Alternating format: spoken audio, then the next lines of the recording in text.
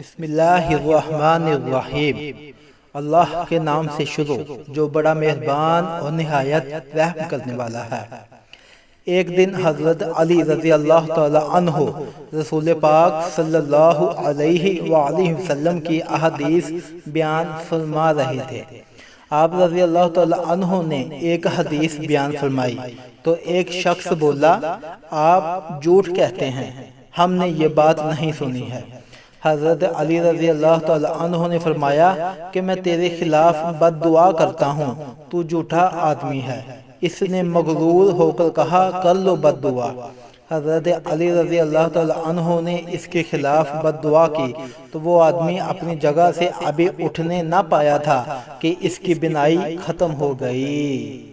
ناظرین کرام، اگر آپ کو میری ویڈیو اچھی لگی ہو تو میرے چینل کو سبسکرائب کر لیں اور بیل نوٹیفیکیشن کو آن کر لیں تاکہ آپ کو تمام آنے والی انفارمیٹیو ویڈیو مل سکے۔